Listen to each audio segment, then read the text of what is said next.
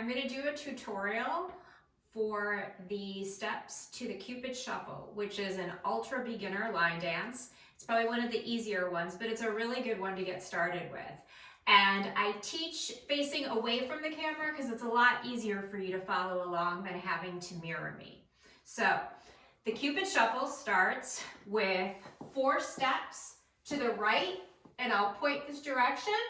So the first part of it is right, right, right, right. And then with line dancing, you'll do steps one way and then you often do it the other way. So the second part is 4 steps to the left. Left, left, left, left.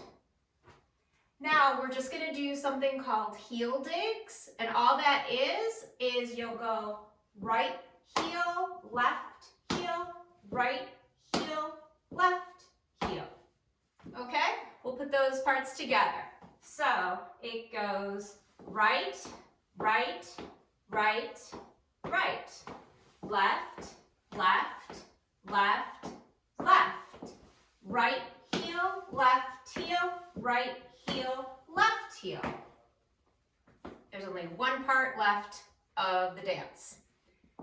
And that is, you can style this however you want. You can shake, but starting with your right foot, you just shake to one side or the other. So right, left, right, left, right, left, right, left.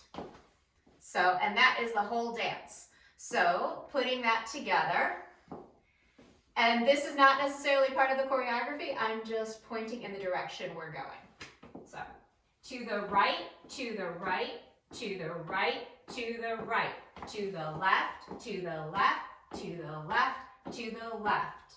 Right heel, left heel, right heel, left heel, right, left, right, left, right, left, right, left.